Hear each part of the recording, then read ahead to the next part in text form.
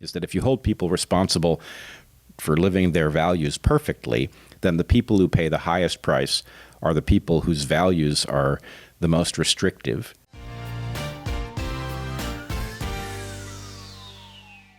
Bret, so good to have you here. Thank you for coming on the cast. Gentlemen, thanks for having me. I'm really excited about this. Yes, so I wanted to begin by asking you, I've been a person, and a lot of my friends have been of the mindset that you shouldn't watch the news, that it gets in the way of productive, useful work, and also of feeling empowered in the world, that there are just things that are occurring that are too big, and I'm much better off to focus on my family, community, and any sort of private venture that I might have. Your podcast has recently moved me in the direction of becoming more aware of large social trends that I may or may not need to become involved in. And I'm curious, one, is that the case, that we need people like myself who have been more apolitical to get involved with what is happening today in the world? And if that is the case, how do we know when those times occur and when it is better to step back and go, you know what, I'm going to focus on my small life, build a business, and donate to the charities that I can help with? Man, what a beautiful question. First of all, I would vehemently disagree. You should definitely watch the news. The problem is it isn't on. So Okay. That stuff that looks like the news is dangerous as all hell, and you should probably steer clear of it. But it would be great if we could get the news back, because it served a vital role.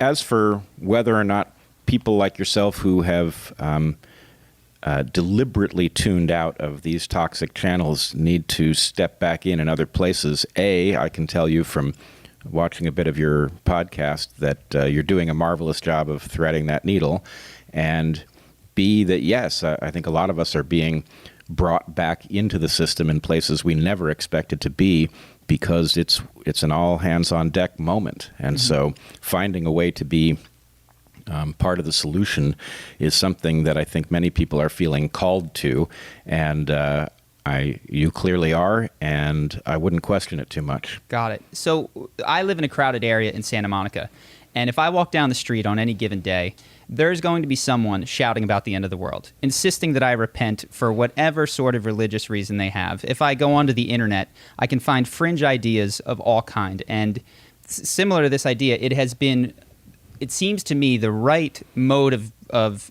operating the world to tune these sorts of things out.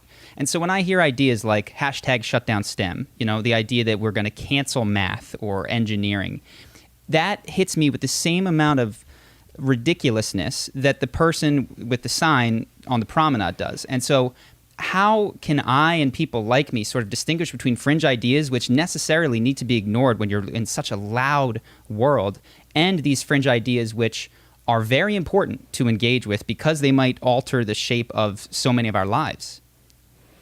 Yeah, that's another excellent question.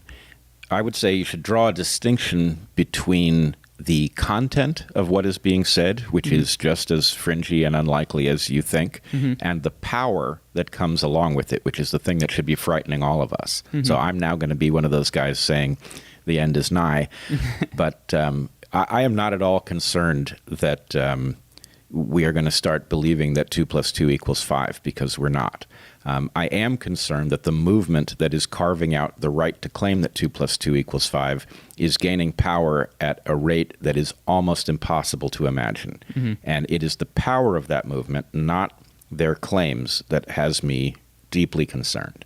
Got it. And so how did you know that? I mean, you were so prescient and so early at Evergreen in seeing the sorts of things that were happening in this groundswell, and it's been an idea that's been beaten to death. But I saw you the first time on the Joe Rogan Experience, and I think my reaction to you was the same as everyone's else, which I thought you were an interesting and eloquent speaker, ultimately concerned with the problems of a small liberal college, which would never break out into the world because it was so patently anathema to what I experience in my day-to-day life. And I think this is another difficulty that I'm having, which is that when I speak to people on planet Earth in 3D, I do not encounter the types of radical ideas that are so commonplace on the internet.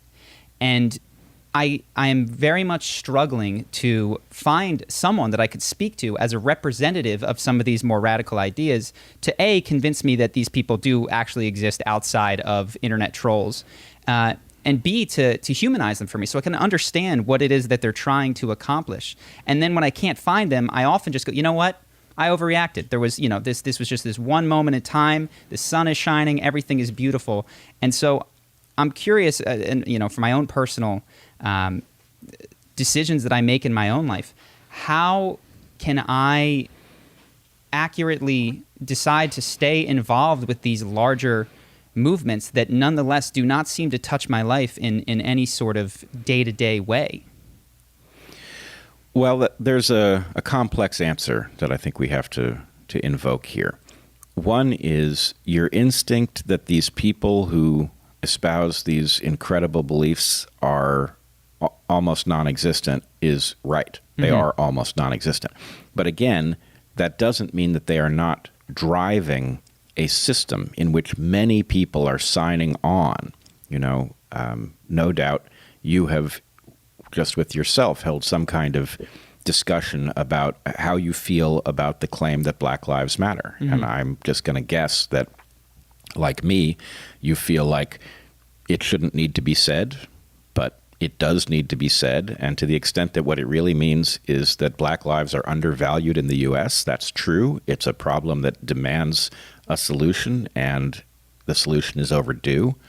And so we can embrace the idea. But then if you dig into what Black Lives Matter stands for, what is inside the box with that label on it, you discover a whole host of other things that you probably, at the very least, would want to slow down and unpack, like there's some problem with the idea of the nuclear family, or shut down STEM, or all cops are bastards, or whatever it might be. Or that, Marxism is somehow an up-to-date solution to the problems confronting us that derive from capitalism. So, I think the problem is most people don't approach it the way I know from watching a bit of your podcast that you do. You're going to sort these things carefully, and you're going to make sure that you don't sign up for things just on the basis of a slogan that appeals to you. But most people are very busy. They're tuned into channels that are full of lots of noise. And so their sense is, if somebody says, Black Lives Matter, do you agree? The answer is, well, sure. And those are the people that I'm speaking to on a day-to-day basis. So I guess what we're coming up against is that you're showing that there is a power thing that is going on here. It's not the frequency with which an idea is held. It is the power that these people have. What was the crossing of the Rubicon for you, where you saw that this power was now instantiated in such a way that it could no longer be denied? And where should we be looking to understand that, yes, this is a fringe idea, but it is held in such an authoritative way that it can no longer be ignored? Well, there are a number of things. I think it's probably best to explain how I ended up there early, because that will suggest something about what's wrong with other models. So first of all, I don't really believe that dyslexia is a disability in the standard sense. I don't think it's a defect. I think it has a lot to do with the written word, which is a very new invention, and a mismatch between some of us and, the printed page and particular font sizes and things like that. But whatever it may be, I'm dyslexic, and it got in the way of my schooling very early on. Like from the second grade, I was a total failure in school. And that had many bad outgrowths in my life, but it also had a few very good ones. And one of them is that it made me skeptical of school itself. And so to the extent that I found my footing elsewhere and learned to think about things, I didn't learn to think about it in the same way as every other kid in my classroom. I learned to think about it, from my grandfather, for example, who was a chemist. And in any case, I think what happened and what is happening was a lot more obvious to anybody who had put together their worldview not in any sort of standard way, had put it together from some sort of just simply independent set of sources. And what I would claim is that actually if you did that, if you were just simply doing your own math rather than accepting what was being delivered, then it was pretty clear that something alarming was on the march. And then as that thing went from fringe to powerful, it became obvious because it began toppling power structures that had seemed like they would last forever. And so what were some of those initial power structures? Was it the administration at Evergreen, or? Well, I mean, Evergreen was, for a time, the spectacular version of this breakdown, which, of course, led people oftentimes to grant it that it was, in fact, wrong, but to also rob it of any power to inform us about what was coming on the basis that it was a very fringe place, and therefore maybe what had gone on there that had been so wrong was unique. In fact, what it was 3 years ahead of the rest of civilization. Yeah. Yes, you could see it happen at Evergreen. Even in that context, though, the Evergreen was such an unusual place to teach that my wife and I encountered it only occasionally because we had a very vibrant group of students that weren't falling for it, and we spent most of our time in a community with them. We only encountered it when we dealt with our faculty colleagues and the occasional administrator, and other places that would be much less likely to occur. But you start to see, for example, claims in newspapers that don't add up and are being trafficked as something other than what they really are. You see institutions issuing statements that basically undermine a future ability to navigate claims of truth, for example. And all you have to do really is extrapolate, right? You just take what changes are being instituted and you say, well, if I play this through in a context where something real is under discussion or is being contested, how do these new rules play out? And you begin to detect, at the very least, whether whatever this force is that's changing things knows what it's doing or not. It is building a structure that will allow it to remake the institutions from the inside out. Got it. You can also just simply, yes, Evergreen was extreme. On the other hand, the fact that every college in the country was being affected simultaneously tells you something right away. If this were a confusion, you would expect there to be at least some diversity of opinion about it. But this universality of change says this really has nothing to do with content and has a lot to do with power. Sure. And I guess perhaps the mistake that I made was in assuming that you're saying extrapolate, and what I was viewing it were stages of life. And so I saw that in my own college years, I was as liberal, open-hearted, ready to protest for Darfur without understanding Darfur. I believed that if there was ever a conflict between a structure that was powerful and a structure that was not, that it was inherent that that powerful structure was corrupt and abusing that power. And what I saw is that as I entered into the world and entered into some of the hierarchies of the working world, that power wasn't just built on corruption, and it wasn't just built on abuse. That occurred, of course. Hey, kitty. That there was also competency involved in a lot of these things, and people had earned these positions. So the error that I seem to have made in my predictions was that assuming that life and ideologies unrolled in phases, so that when I saw these college kids, they were, of course, open-hearted and had big utopian dreams for the world, because that's how I was. Why did this not evolve out of that stage like so many people like myself sort of did when they entered, quote-unquote, the real world? Well, let me try my own formulation, because although I didn't travel exactly that path, I traveled a parallel one. So I came from a very progressive family, and I've been a liberal, and I would actually argue a radical for my whole life. I still feel like I am.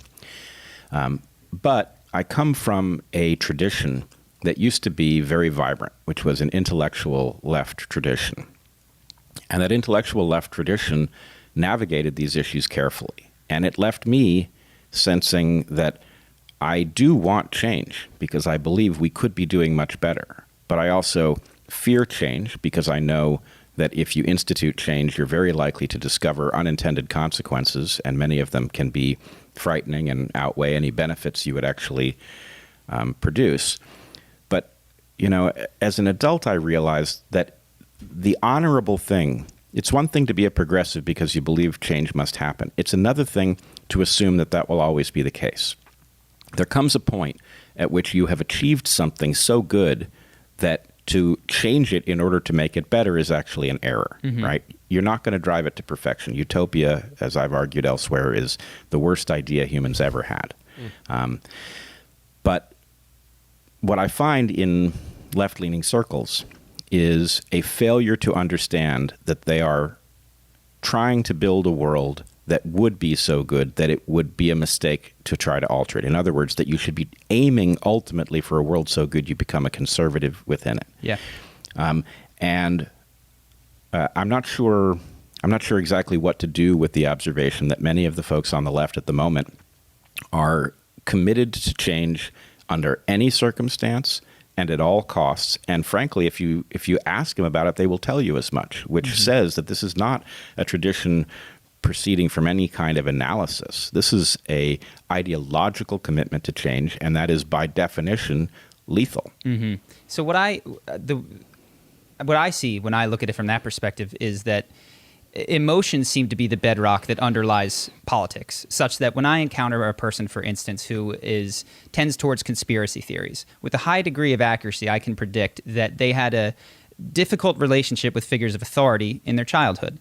And so when I see exactly what you're talking about, which is change for change's sake, I wonder if when I engage with these types of people and discuss, I guess I often find that discussions about policy get nowhere. I mean, they cite their studies, I cite mine, and we get nowhere. It often seems that what needs to be recognized is there's sort of an emotional component to it, which is there's this desire to be recognized, affirmed, and acknowledged. And I'm curious, because you were working with a lot of students at Evergreen that I'm sure were working through this and didn't necessarily have a lot of the real-world experience to have deep policy understanding. Is there a particular sort of emotional makeup of the type of person that is radically activist, wants change for change's sake, without necessarily understanding the structure that they're trying to change, that would be helpful to someone like me in terms of engaging with them to see what it is from an emotional perspective that they're looking for? Well, I do think that there are certain parameters, I think they're developmentally produced, but that there are certain configurations of a human being that will leave them driven by emotion, reluctant to do the analysis. Mm-hmm. And, frankly, none of us are in a great position to do the analysis because the data we're working from is pretty low quality in most cases. But there's also some basic software that we all acquire, and we lose contact with the right tools. So at the risk of overcomplicating things, consciousness is our toolkit for things that are not easy to understand based on what we already know. Mm-hmm. And so the question is, for most people, the trigger to processing something consciously is set way too high.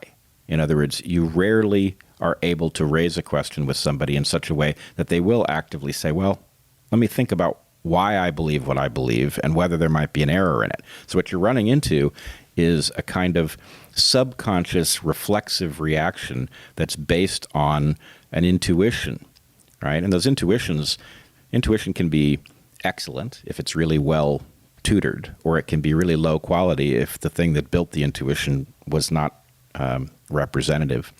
But the danger for all of us is that our friends and neighbors are very prone in general to stay out of conscious analysis and default to other things that they find more comforting. And so what I hear in what you're saying, I hear a conscious mind, and I hear you even engaging other people's lack of consciousness in a conscious way. Why do they feel that way? Why do I have such a hard time reaching such people? And I guess the final thing I would say about it is that I did learn in the classroom over the course of 15 years that the key to reaching people has to do with triggering them to go into this other mindset. Once somebody is engaging you consciously, there's all kinds of progress you can make. Until they do, there's very little. Mm-hmm. So the thing that one has to do is come at them in a way that is surprising enough that they don't have a ready-made answer. Mm-hmm. And to the extent that you sound like the opposition, you will get filed that way. And that's what I've seen. And I appreciate that that I'm able to fake being one of those conscious minds. But the truth is, I can turn it on for about an hour when I'm in front of the camera. But when I engage I see it in myself. Especially with family, and there's times where I just want to win an argument, and I see that same survival ideological process occur in myself. I would say for 80% of the discussions that I'm in, if I'm being completely honest. And what it seems to me, as I've done my own internal, therapy and work, and I'm into psychedelics for the purposes of sort of unraveling some of that trauma, is that as I unravel some of the trauma, I am more capable of being more conscious more often. And the feeling that is arising in me at some level is of not being safe.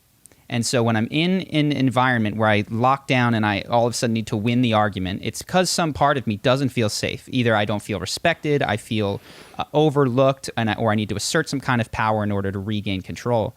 And so what I've seen is that I actually have an assistant who is an Evergreen alum. And so she had sent out a lot of messages to Evergreen people about, what we should ask you. And some of the things came back were highly inappropriate and unkind. But she didn't have a strong opinion, but I could see that early in the conversation with her that there was a sense that we were opposite. But it was only when I sort of said, okay, take a deep breath. She needs time to express. And also she raises good points. And if you can recognize that, she's going to feel more safe. And then by the end of it, we get, if me and Bret sat down, we probably agree on 99% of the things. So it seems to me that when people engage in these political discussions at policy level, there's a more foundational piece of perhaps safety and respect that is being completely overlooked. And I fear that the tools which we now use to engage in political discourse, the technology that we have made it so easy to blow past safety and respect. And so I don't know how to get it back on track other than these long-form conversations, quite frankly. It's the only thing, and it's why we do this podcast. It's not incredibly lucrative or anything like that for us.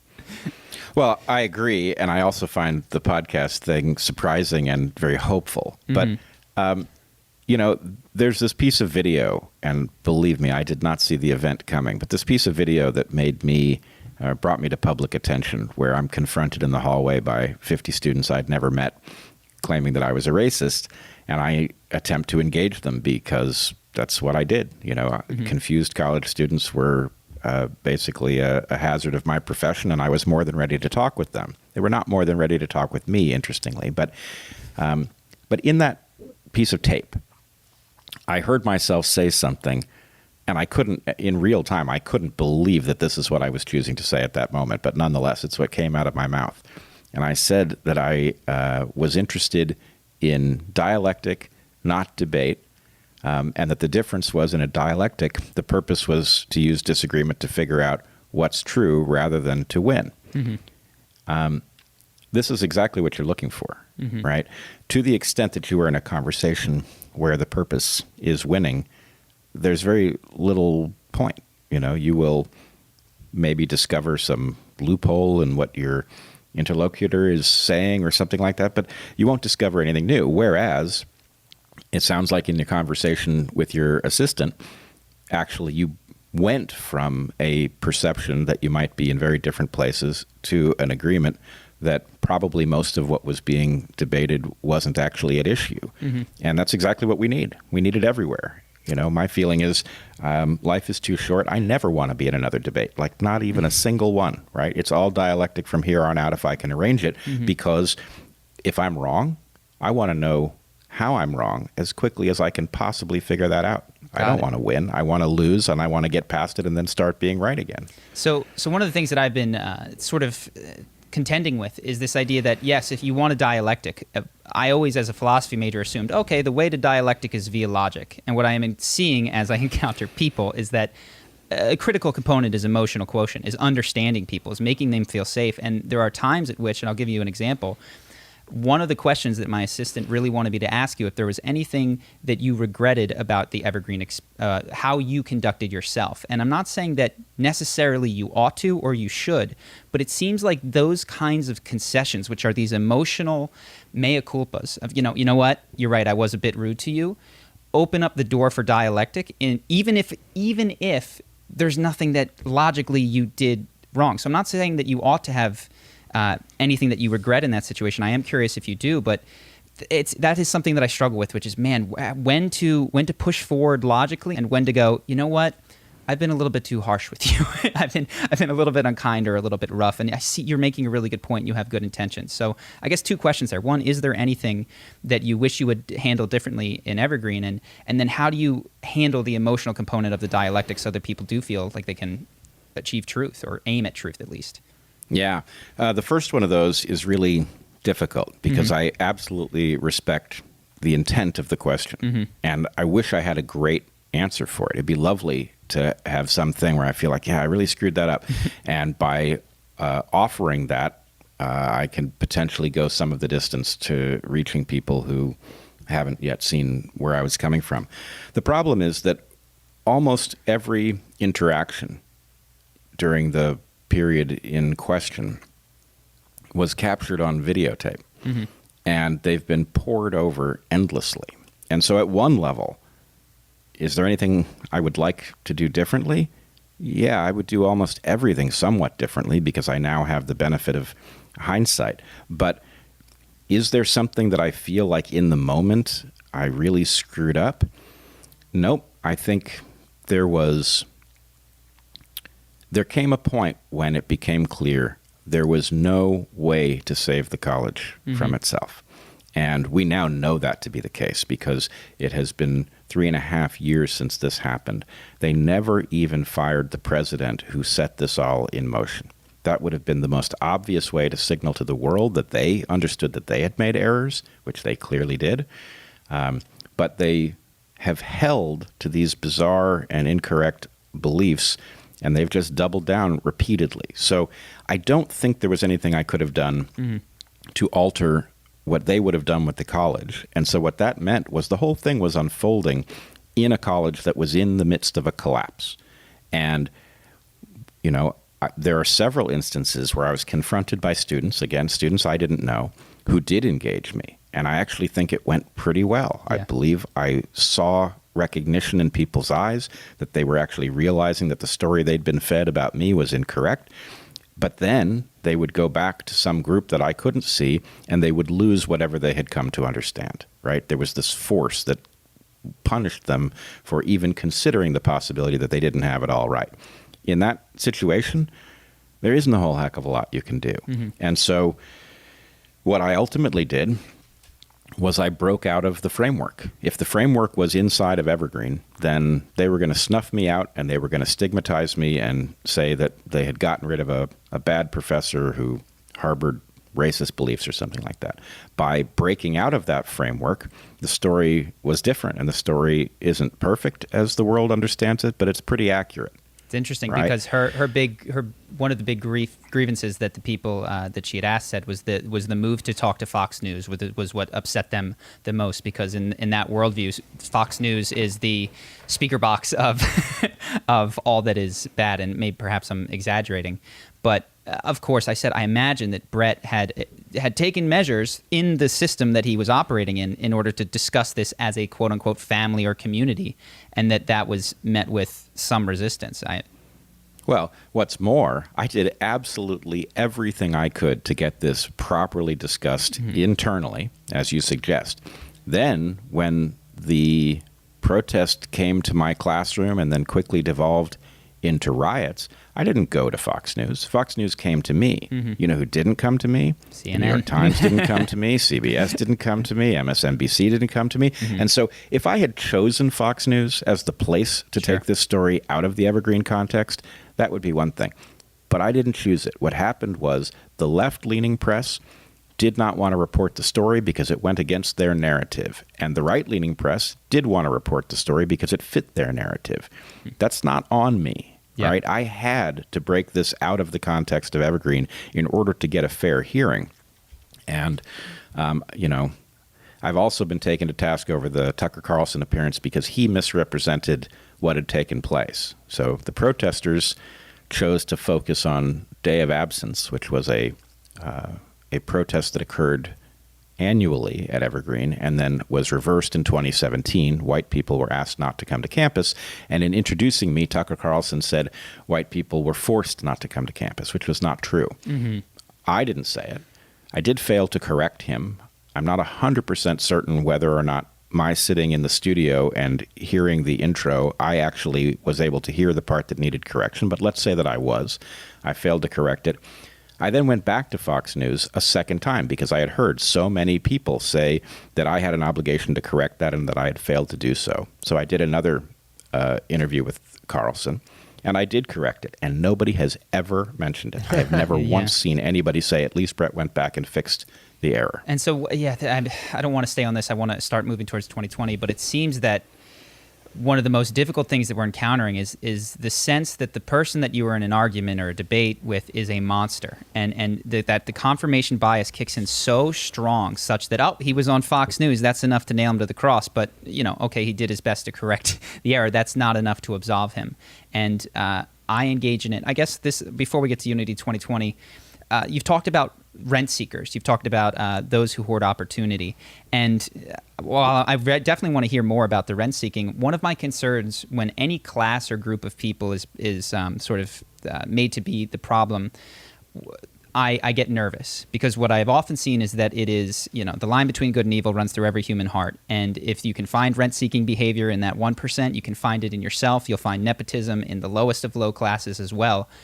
And it appears to me that the only way to holistically deal with these problems, while politics and policy is a short-term stop measure, is to figure out how to root out those problems in yourself, even at the lowest level, and then to lead by example to teach other people how to do that. So a couple questions here. One, when you say rent-seeking behavior, what exactly are you talking about?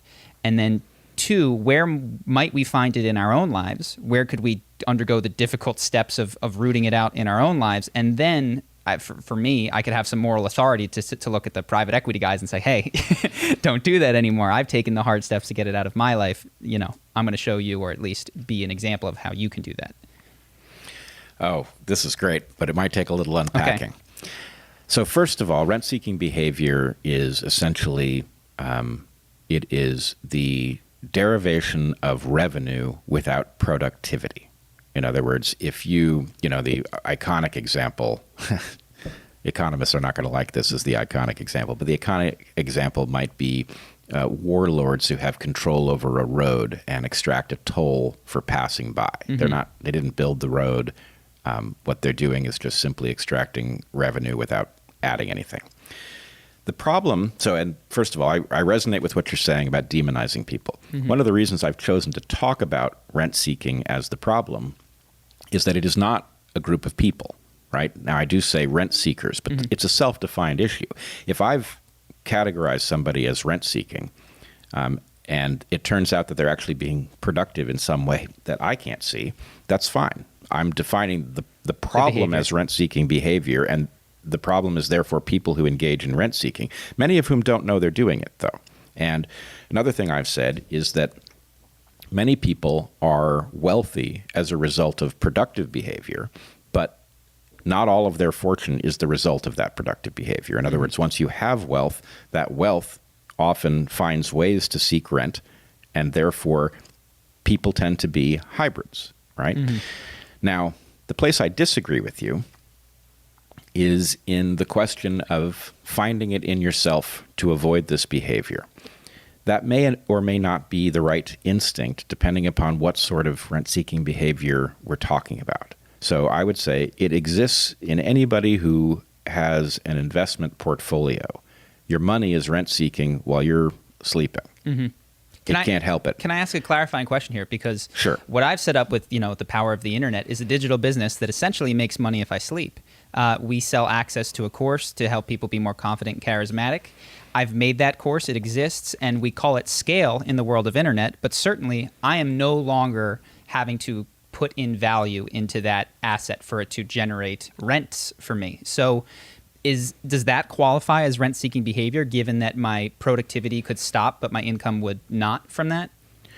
That's a really good question, and there's something deep to be sorted there. I can't say in any particular instance, but I can say that there is a point at which you are simply profiting from scale, where you have not introduced something new, and that this ends up very quickly in rent-seeking behavior, which is exactly why we have laws about monopolies, for example. The point at which the monopoly is simply going to profit from all things in the neighborhood is not desirable because it doesn't motivate anybody to generate anything new. Yes. So, yes, there is something of that nature, but whether or not you're across the threshold that we should identify as rent-seeking is a different question. Well, interestingly, amongst my group of friends, it seems like the dream, at least as we're sort of tentatively defining it, is to achieve rent seeker status, which is to say to have a quantity of wealth such that you would never need to work again, or to have a system of assets that produces for you. So I definitely want to hear more. I see opportunities in my own life to think about this more deeply, and certainly in my friends who have been even more successful. And I have a financier right over here who wants to hop in. I just have two questions.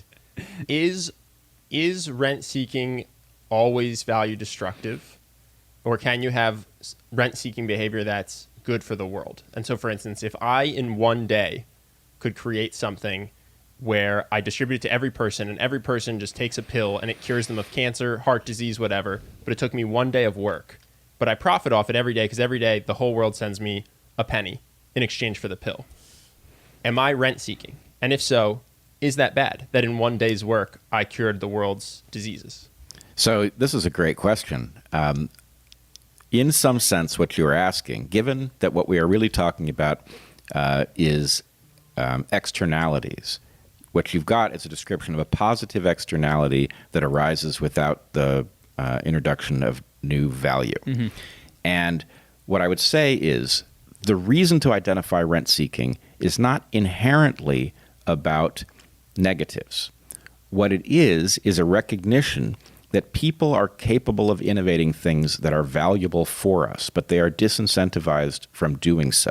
So yes, we want to get rid of the harms that arise out of rent-seeking behavior, but we also want to incentivize people to be productive in ways that enhance human well-being.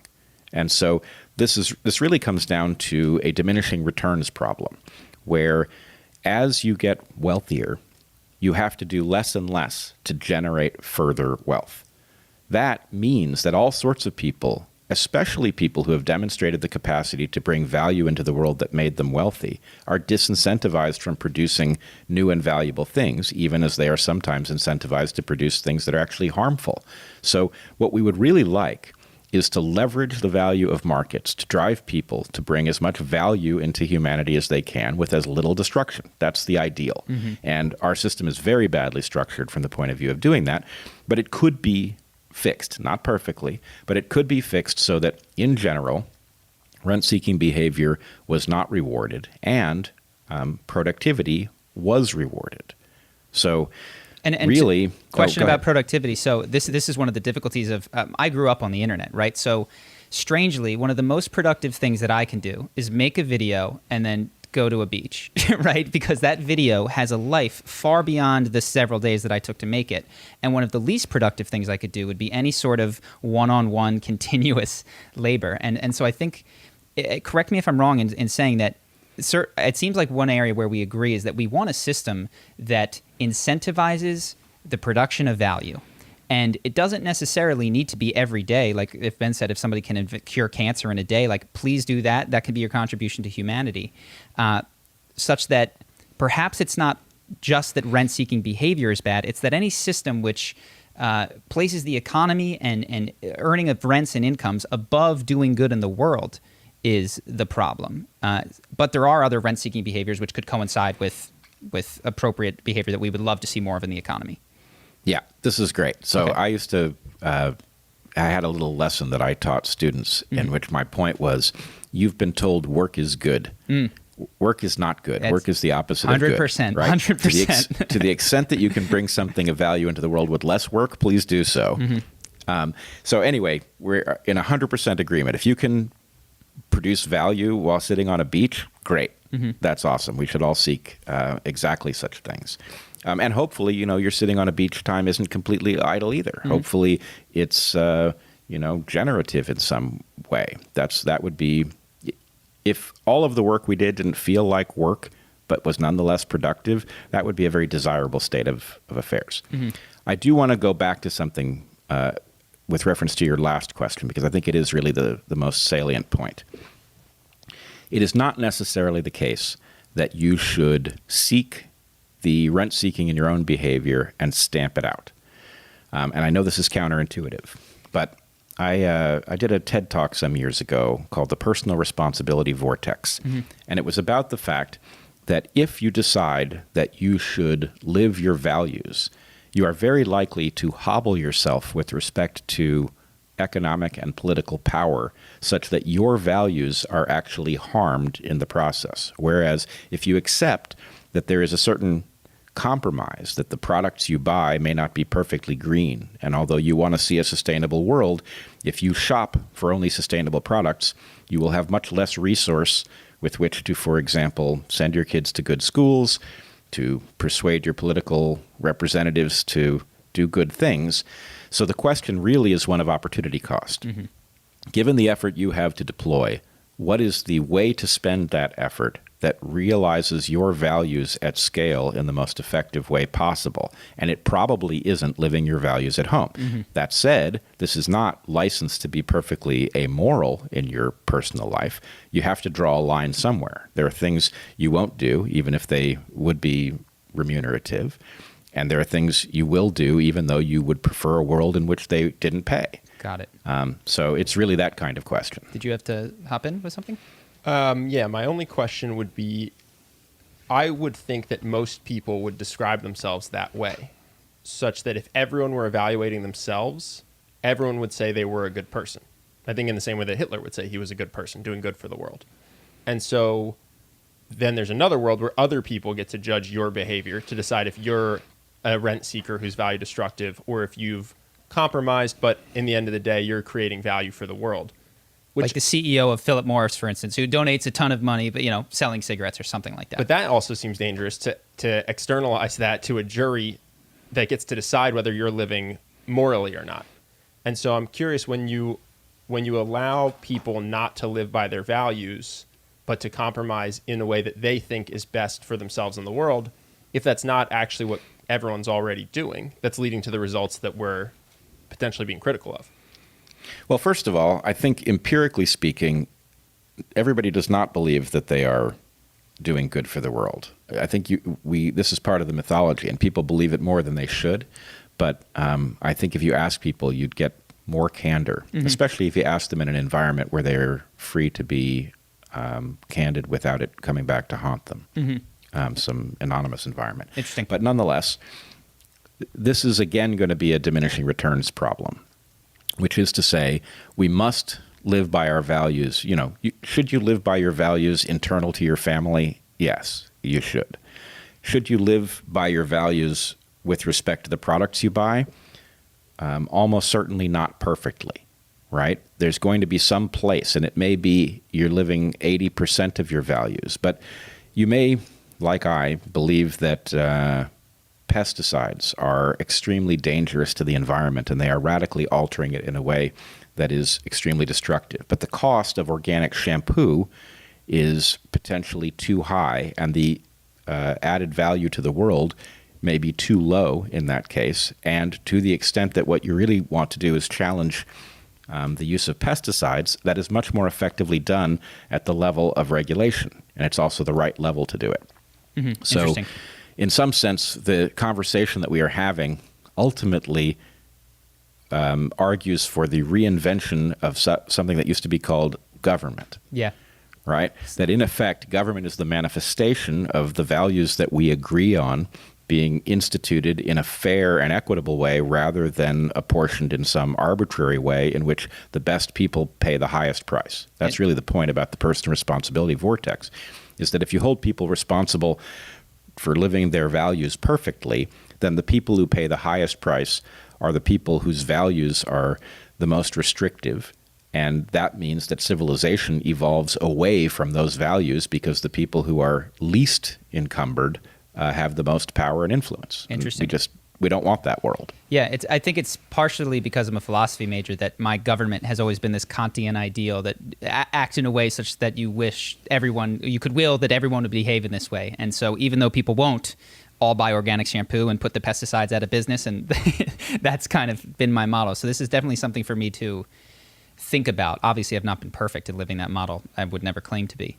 Well, but imagine for a second that government got serious about simply internalizing the cost of each product so that it was included in the price. Mm-hmm. If that's all you did, then we would end up with cheaper organic shampoos.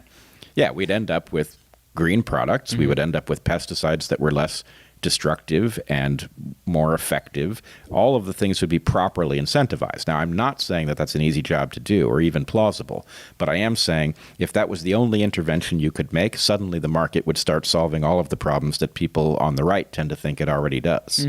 So at some point, if I'm understanding you correctly, rather than it reflecting going, you know what, I need to reduce my own personal footprint, it might make more sense to donate to a campaign like Unity 2020 that you're interested in, or to redirect that time, effort, and finances into a collective movement, even if it's a small piece of that collective movement. Precisely. You identify your values and you say, given the resources I bring to bear, what is the most effective way to reach those values? And the effective way is probably not in the supermarket. It's probably something more direct. Got it. Hey everyone, just wanted to cut in here to say a big thank you to our patrons. This entire conversation with Bret actually is a result of a suggestion from our patrons who wanted us to talk about Unity 2020, which led to us getting in touch with Bret and then to the conversation you're seeing here. So a huge thank you to all of you who have donated. If you would like to see more conversations like this one, more from the podcast, please consider donating to our Patreon using the link below. The more money that we get, the more episodes we can do, and we are very close to hitting our goal of 1 per week. So whether you're already a patron or considering one or just enjoying the podcast, I wanted to say thank you. And now back to our conversation with Bret. I'm going to have to noodle on this. Something spiritually off to me in that idea that we would outsource it, but I definitely recognize the practicality of that sort of approach. So I want to ask you now, Unity 2020, a lot of our listeners and viewers will know what it's about, but give it just a little bit of an introduction. Sure. And I should say I did watch your discussion of it, which I found fascinating and quite heartening. We can come back to that, though. So Unity 2020 is a plan that I announced, place most people would have seen it is on Joe Rogan's podcast, to recapture the White House for the American public. And the idea is that there are certain obstacles to recapturing it from the major parties, and that we could address those obstacles structurally. So the idea is we would draft 2 candidates, one from the left and one from the right, under the agreement that they would govern as a team by consensus. The person running at the top of the ticket would be chosen by a coin flip. After 4 years, they would reverse positions and the president would run in the vice presidential spot. That's essentially it. We are currently in the process of soliciting nominations, and we are getting some great people nominated. We will move into a phase where we discuss the merits of various candidates, and then we will have people vote on who they would like to see drafted. Awesome. So go ahead. Yeah, I love the idea. Do you worry at all that it's a tight time frame, given that it's August? Is it August already? No. Wait a second. Of course I worry that it's a tight time frame. 2024. No. Let's put it this way. First of all, yes, we're well aware of the calendar. The calendar cuts both ways, though, right? There are some ways in which the calendar is very much working against us, and there are other ways in which it's working for us, because we are up against an impossibly powerful pair of enemies. And those enemies, given time, will defeat us. If they don't have enough time, they may not. Sure. And so, in some sense, yes, it's late, but it's not clear that it's too late, and too early was also a distinct possibility. Got it. And so if you've watched sort of us discuss Unity 2020, I think if I could boil my takedown, it's from a governance standpoint, I love the systems approach. I mean, I think that systems are fantastic, and I really do. I think that's the value of government, is that it takes personal character out of so many things and has a systems of checks and balances, and you've sort of incorporated that into the structure of Unity 2020. My biggest concern is someone who runs a channel on charisma and views everything through the lens of personal relationships is that there is a degree to which it seems that the candidates are interchangeable, can be changed with a coin flip. And certainly Barack Obama and Joe Biden were not interchangeable with the coin flip. Had Joe Biden been the first one on that 2008 ticket, I don't think he could have won. So I'm curious how you're thinking about the 2 distinct phases, which is the campaign, where it seems like one set of skills that Donald Trump, Barack Obama, Bill Clinton might possess are fantastic, and the second phase, which is governance, where someone like Andrew Yang really might shine.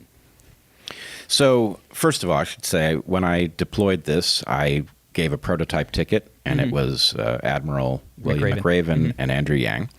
And We are in no way wedded to those two, Yeah. though I do think they make a plausible ticket. But your point is well taken, but I would add, it is not as if we think that they are interchangeable. We think there is something to the idea that the team would bring in advantages from both parties, and that if it was understood to be a team, in other words, yes, somebody would be president and then it would reverse in 4 years, but during that period, they would effectively be co-presidents. Now, in order to do this constitutionally, the president could, of course, ignore their partner and sideline them, Yeah. which would, of course, result in them not being reelected and would be a fundamental violation of the spirit of the agreement. We don't believe we would draft candidates who would do that. But, the point is what we have built is a structure that fits within our constitutional framework but does something that it did not envision.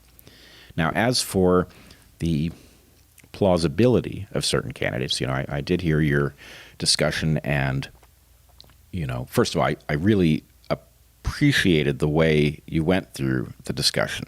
You regarded yourself as somebody we might look askance at because you saw yourself as a skeptic, and I see it exactly the opposite way. If you're not skeptical of this proposal, you haven't understood it yet, right? It's ambitious at an extraordinary level, but it has to be. That's the nature of the problem that we have. We've got two parties who have, at a moment when we have arguably never needed leadership more, delivered us two non-viable answers to the question simultaneously, right? They are announcing that they are not interested in leadership and that they are willing to leave us to the wolves. In such a circumstance, you have to do something that involves thinking outside the box. And frankly, I think the thing that maybe you didn't reach in your discussion was that the American public is aware of this. They are waking up to the danger that they've been put in, and they are listening to answers that they have been unable to contemplate until now. So that's really the question, is at some level you could make the argument that Barack Obama will never be elected president because, at the very least, his name and his origin story make him a candidate that the American public will not be able to accept. But we know that that argument isn't true. And so now we are in 2020, and people are ready to contemplate things that would not have made sense to them even 4 years ago. So what role does charisma play in this? I think it plays a significant one, but maybe not the one that we expect. In other words, we have seen so many things that one would not have predicted. And, even in the space of the last 6 months, we've seen so many things that are just simply astonishing that I'm hesitant to rule anything out on the basis that it doesn't sound like it could happen. Totally. So one consideration with regard to charisma, and certainly my view of the world is narrowly focused on this particular aspect, such that it might be worth throwing out. But when I think back to the elections of which I was alive, which isn't that many, but even the ones that I vaguely understand, it does seem like there's an element of charisma that interacts with the emerging technology at the time, such that at least the apocryphal story of JFK is that Nixon was sweating like crazy in that first broadcast interview, and JFK is this handsome guy with a deep voice and takes it from there. Reagan, a movie star. You have these guys in Bush Sr. and Carter who are one-term presidents who are very quickly upset. Bill Clinton in the town hall, right? They've got this meeting. He approaches this woman, connects with her on this level, and I believe he was not the incumbent president. He came in and took it over. George Bush and Gore, Bush edges him out in the Electoral College as well, and then Obama is an incredible orator. Finally, we arrive at Trump, who seemed to, I believe he was one of the first presidents in the last, I don't know how many years, who won the election by spending so much less money because he was able to hijack the 24 hours news cycle and get billions of dollars worth of coverage. So when I say charisma, it's not just, is this a likable person, of which I would say many people would say Donald Trump is not. It's, does their brand of attention-grabbing, sloganeering, etc., jive well with the dominant technology of the era? And so one of my concerns, for instance, with Andrew Yang was when his mic cut at the debate, he did not make a stink. He allowed that opportunity to go by. And I go, you know what? You might be likable. You might be all of these things, but something in your makeup does not understand the importance of this moment from a technological scale perspective. You need to slam your fist or do something in order to call attention to yourself. So I'm curious to the degree to which this is something you think about, or if you think that, I'm just a guy with a hammer and all I see is nails everywhere. Well, I would again emphasize the uniqueness of this moment makes all sorts of things possible that we don't anticipate. Mm-hmm. I agree with you about Yang's failure in that moment. Mm-hmm. And I think actually this is something we have now seen with him several times in a row. Mm-hmm. He endorsed Biden and then apparently signed some pledge not to run against him. He expected to speak at the Democratic National Convention and has been snubbed. And so my hope with Andrew is that he is going to wake up to what structure he has partnered with and realize that this has nothing to do with the Democratic Party that he grew up with. This is a parasite that has invaded that party and is going to take advantage of him and spit him out in the end.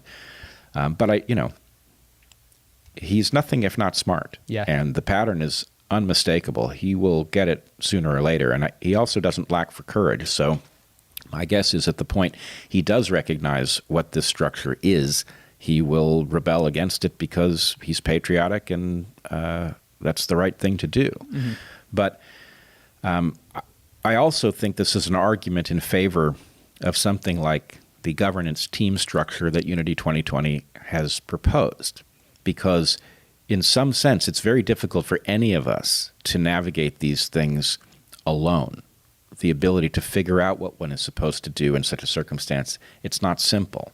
And those of us who are succeeding in this unlikely and unique environment, I think very frequently do have partners that are capable of filling in our blind spots for us. Mm-hmm. I would also just simply point out, though, that, and your question anticipates this, but the Nixon situation, interfacing with television for the first time in a presidential election in this way,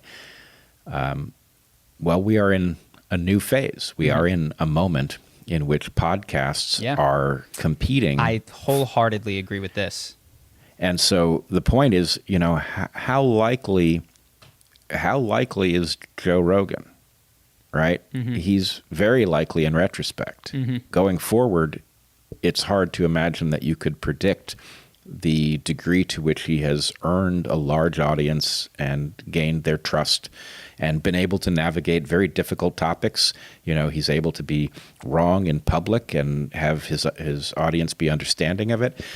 In any case, I think in that moment, none of us know what the calculation is. Mm-hmm. And my hope is that the deeper explorations that are able to happen, obviously Joe Rogan is one level of this experience, but even the conversation we're having right now is a relatively deep dive into some difficult issues, the outgrowth of which is fundamental questions of how we are to be governed. Mm-hmm. And I think people are ready. They don't want to do the sitcom version anymore. Mm-hmm. They want to do, a much deeper exploration that results in government actually serving their interests. Yeah. And so I could say, the idea of Unity 2020, of course, I'd like to see the candidates, even personally. I'm into it. I like it from a personal perspective.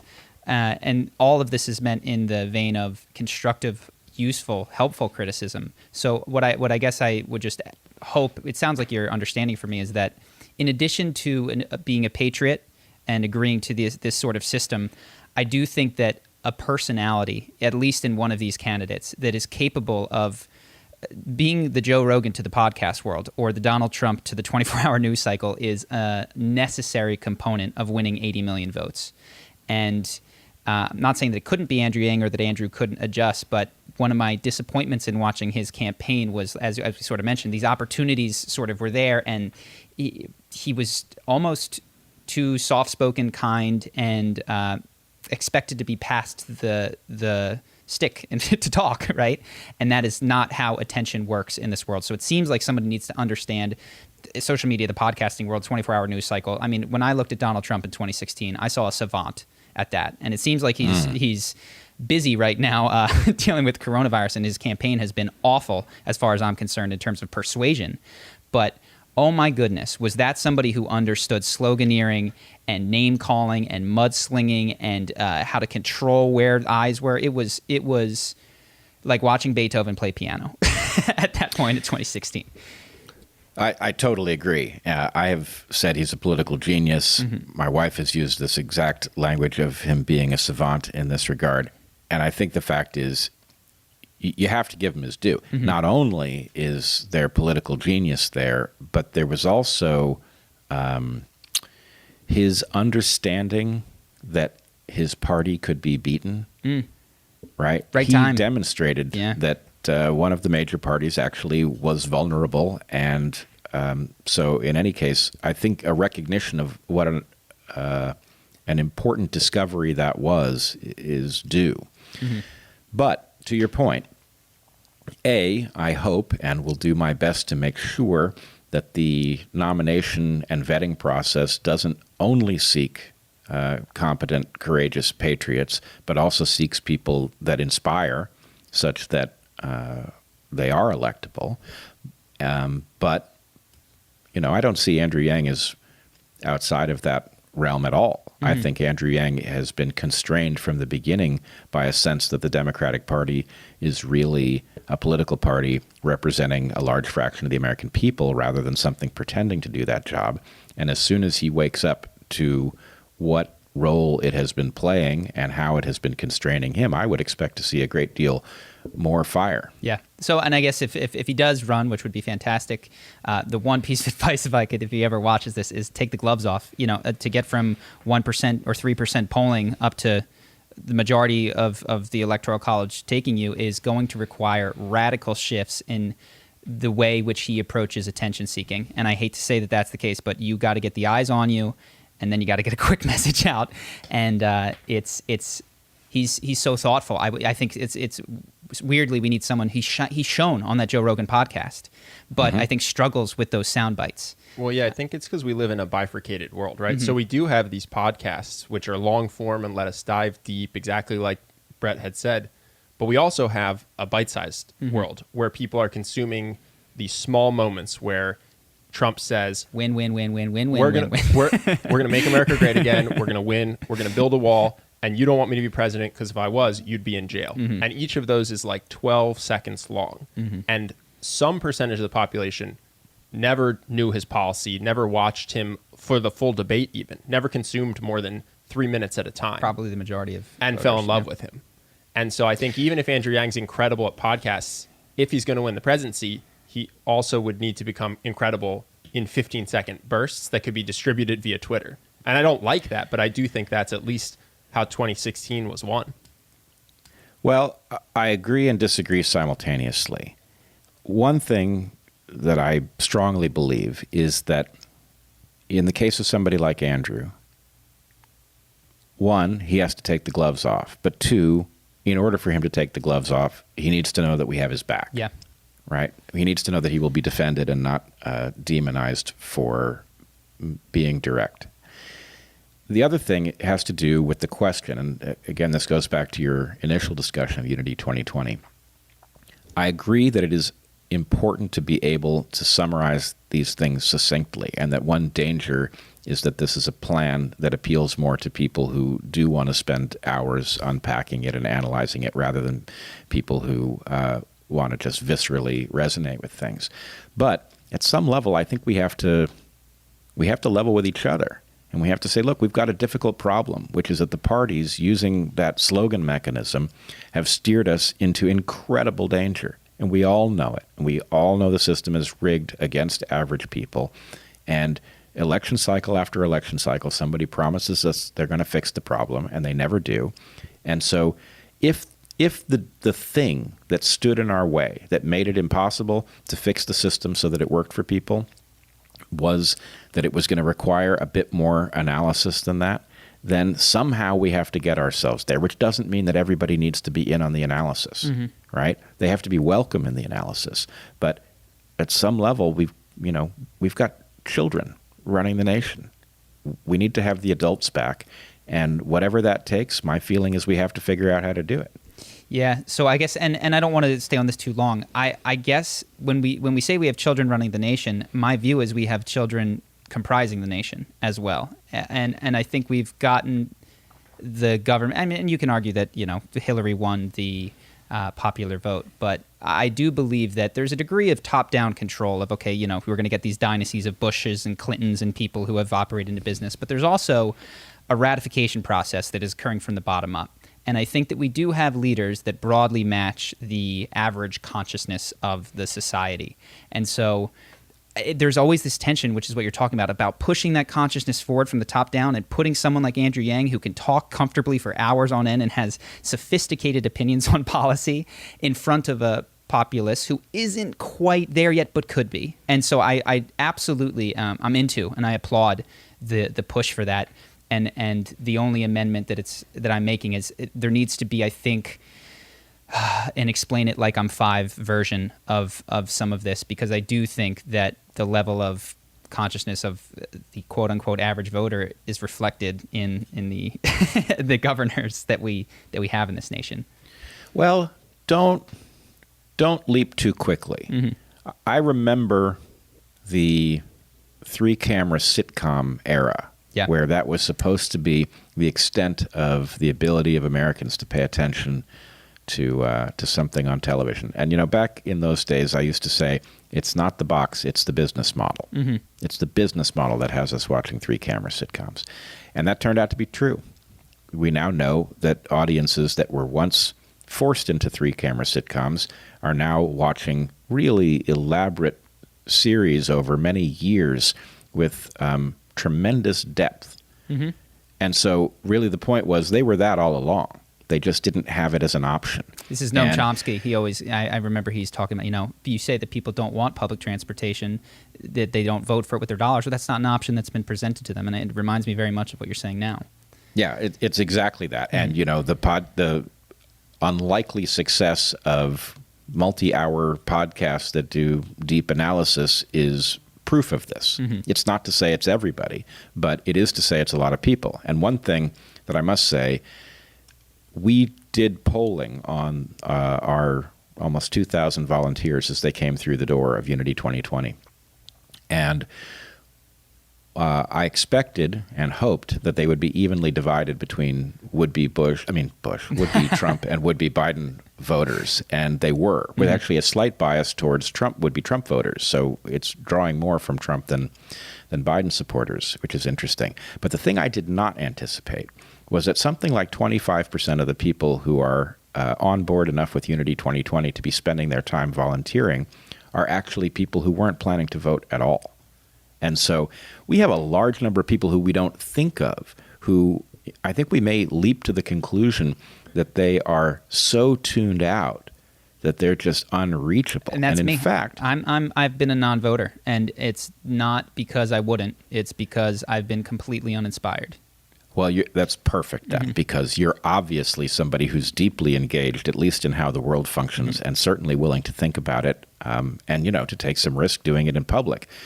But you haven't been inspired to vote because you don't get a good choice, right? It's not on the ballot. But the point is, some fraction of those who don't vote really are disaffected and unreachable, and some large fraction of them are not. They are rebelling against a system that is rigged against them. So to the extent that Unity 2020 is a plan that seems to be reaching a good number of those people and reactivating them because it does provide some kind of plausible hope, this is exactly what we need in order to reinvigorate the discussion. Well, even beyond that, what I'll say is, obviously I hope that it works out, but from a perspective of winning even if you lose, you have inspired me in the sense that it never was even conceived of in my head that I would really take the time to vote, because I could just help more people by doing anything, quite frankly, and then secondarily participate perhaps in the future at a larger degree in governance or something. I'm not saying that I will, but the fact that you are an approachable person that I've seen on the Joe Rogan Experience, that has done smaller shows like ours, but is taking a crack at something visionary and big, is I do think you win even if you lose, because there are people out there like me that are watching that are going, you know what, like, you don't have to be a shining Donald Trump star in order to make these kinds of large impacts. You can be a professor from a state college. So I think that's amazing, and I'm glad that you're doing it. Well, I have to say, the best part about it, and not just Unity 2020, but the whole process that brought me to this, is that it has introduced me to a huge number of extremely decent, interesting, dynamic people that I never would have met otherwise, who are watching some, they're effectively watching the same frightening movie that I am, and they are moved to do something about it. And none of us know whether we're going to be able to do something about it. But I will say, even if we're not, the simple fact of finding each other is a very rewarding, emotionally positive experience, and I wouldn't trade it for anything. Yeah, well, thank you for doing it. So I know you've got to go just a little bit, but I wanted to ask you, I watched a previous podcast of yours where you, I guess, foreshadowed the selection of Kamala Harris. And and said, there's a world, hold on, it's 2 steps, I'm not crazy, where we have President Harris. And 1 step down, right? So I'm curious. I know very little about Kamala Harris. Didn't seem that it was important to, because, of course, she was out of the race at the time that there was a nominee. So is this a step in the right direction, the wrong direction, or is it more of the same? You've mentioned that she had intersectional background. I'm curious what you make of her. Oh, well, I think she is, I have privately called her the DNC incarnate, that she is like a living, breathing manifestation of what the Democratic National Committee sees, wants. And so watching her nominated is a reflection of just how deep the rot in the party is and how much it's going to force its answer down our throat unless we reject it at the polls. And, of course, we've already done that once, but we rejected it in favor of Donald Trump. And so, in any case, the fact that the party wouldn't have learned the lesson of 2016, the fact that it swears up and down that the only important thing is that we beat Donald Trump, and then it gives us absolutely feeble candidates with which to do it, why are we not shouting at the party? How dare you do this at a moment when you tell us this is so important? If beating Donald Trump is so important, then they should have put their own interests aside, and they should have given us candidates that inspired people, irrespective of whether they match the vision of the DNC. This is just proof positive they don't believe their own rhetoric. Would you have been more heartened by the DNC had Bernie Sanders received the nomination?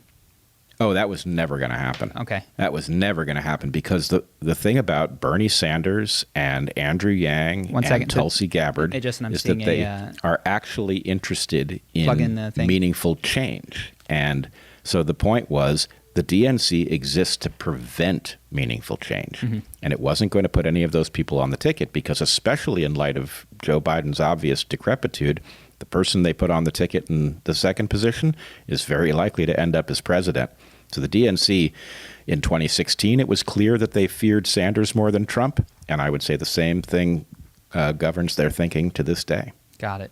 So one more question before we have to wrap, and I appreciate so much you coming on. You've talked about the difference between influencers and leaders, and how we live in a society where people that would traditionally be pushed into or choose passive leadership are now internet influencers. I'm curious, one, what you meant, because though I hate the word, I guess if I had to be one of those things, I would be an influencer. And I'm curious if you think, or just even personally, what could I do or someone do that would be more leadership focused and perhaps better for society at large, that is not getting done by the influencing? Well, it's not so much that the people who are inhabiting this role have changed. I believe we see plenty of people who have leadership in their blood. What's changed is the role of the public to those who would have been leaders. By shifting them into the role of influencer, it's very easy to turn them off at the point that they say something tough. And the thing that we need from our leaders is we need for them to be able to tell us things that we need to know rather than things that we want to hear. Mm-hmm. They also play a vital role in being able to disavow low-quality thinking and proposals. So the fact that the Black Lives Matter movement, for example, doesn't really have leaders is tremendously confusing, because when people attack, for example, the nuclear family, a leader could say, actually, that doesn't speak for us. Mm-hmm. That speaks for them. But this movement is strictly about the undervaluing of black lives. If a leader could say that, then I could be comfortable signing on and saying, well, I am in favor of black lives being properly valued, and I am also in favor of the nuclear family, and there's no conflict there. But by leaving it up to each person to decide what the movement means, because there's no leader to tell us what it actually stands for, everybody is seeing what they want to see. And, that goes for people who are demonizing as well as those who are lionizing. Mm-hmm. And the key to this is simply an actual person who can speak for the movement. So is that a symptom of technology, almost democratizing power to have one's ideas ratified, such that there are no necessarily social media leaders, because whatever meme or abolish the police, defund the police catches traction, that is almost this grassroots will of the digital people? Yeah, I think we are learning many things about novel hazards, mm-hmm. and the internet has been fantastic. It's been a disaster all at the same time. And one of the things that it's done is it's taken a lot of roles that existed and reimagined them. And it's done so very frequently in ways that make no sense because there are no conservation rules. So, for example, the relationship between a friend online and a friend in the real world is not a straightforward translation, because in the real world, if you sought to have a huge number of friends, you would do very poorly by all of them. Mm-hmm. Friendship actually has costs, and so you tend to have a manageable number of friends, which allows you to treat them all well, which allows them to continue participating in the relationship. If you can have an indefinitely large number of friends, friend doesn't mean anything. And so what happened, the transition from leader to influencer that I've identified, is a little bit like the transition from friend to friend, right? Mm-hmm. And, in some cases, this has been positive. The fact that you and I are having a conversation that is as if face-to-face, and that an indefinitely large number of people can listen in on it, that is a positive outgrowth. Now, does it have negative consequences? It may. But the fact that all of these new roles have been built arbitrarily is something we need to be wary of, because there will be many places where we've done ourselves harm and we don't even realize it. Got it. And so fundamentally, it sounds like one of those big differences between friend and influencer and leader, as you mentioned, is the ability to deliver conflicting worldviews or to displease you and have that relationship maintained. And what we have now is infinite freedom of choice, such that the second that I feel it, I'll watch something on YouTube that doesn't match my worldview, and I will want to turn it off. I do not want to listen to it. And if it's debate, I will skip to the part of the video where my side is represented and winning. And it seems that what I've tried to do is to sit there and grit my teeth through the things which I don't want to hear, as at least some personal step to not just get locked into this technologically supported confirmation bias where I am 100% certain, because I've never even encountered anybody who disagrees with me. 100%. Mm-hmm. The ability, you know what it really is? It's the ability to have your world a la carte, mm-hmm. where you can have only the stuff you want and not the other stuff that would tend to come with it. Mm-hmm. So to the extent that I may appeal to people on my podcast, but there's some position I hold that they don't like, well, that's already describing a niche for somebody to set up a parallel podcast that believes the things that they like and doesn't mm-hmm. share my opinion on the one thing they dislike. So that, the huge audience, the indefinitely large number of channels, and the ability of people to switch from one to the other to find exactly that thing that they find pleasing is resulting in a kind of derangement, I think, of a sort we've never seen before. Mm-hmm. And your instinct is the right one. which is when somebody that I respect says something that I'm sure is wrong, the important thing is to say, well, all right, how did somebody that I respect, who I agree with across so many different issues, arrive at a different conclusion than mine? Because one possibility is that they got there because I don't have it right, right? And I want to investigate that as quickly as possible, rather than flip the channel, as it were, to something that flatters my preconceptions. Yeah, and I'll even go one further. I found it valuable in my life to even include people who I don't respect. And in fact, those have been people sometimes who have taught me so much. For instance, Justin Bieber. I grew up in a time where liking Justin Bieber was silly. But I've learned so much about influence from him. PewDiePie, who at the time of my understanding of him was just a guy who screamed at the camera and played video games. I've learned more about YouTube and building an audience from watching PewDiePie videos, who I now enjoy, than if I had simply constrained it to the people who I respected, because I realized that this idea of who I respect, at least personally, was so thin. It was based on such thin slice opinions of people. And even someone like an Alex Jones or something, sitting down and watching him, I've learned about life. Even if I don't share a single one of the contents of his belief, I go, okay, well, so many people listen, so something is happening here. And so that has been a heuristic that has served me well, I would say. Well, that's interesting. So do you come to respect them after you give them a chance, or do you value them in spite of the fact that you continue not to respect them? I think respect is one of those interesting words that has dual meanings. One, do you admire this person? And so I could say, I don't necessarily admire them. I don't aspire to be like them. But can I find something in them that is learnable from, and also, perhaps more importantly, humanity in them? I actually think that is, in terms of this political problem that we're having, perhaps the most important piece is the belief that with enough time and effort, you can find humanity in even the most abhorrent of beliefs. Perhaps I've not encountered enough psychopaths, but it's proven, it's been almost every time that I commit myself to it, I'm capable of it. Well, it's funny. As you were saying this, I was going to admonish you that the problem is you're right until you get to the category of psychopaths or sociopaths. And this is really important, because what it means is that 9 times out of 10, if you just simply say, I bet that person has some humanity to them, and I'll bet if I give them a chance, I can find it, you'll be right. But you're leaving yourself, if you assume that it has to be true, then you're leaving yourself open to somebody who really is, to the extent that they are human of a very different sort. And one that you cannot anticipate how they will view things, because your mind really it's not motivated in the same way. Sure. So, yes, we should all give people the benefit of the doubt with respect to their humanity. And in general, it is there.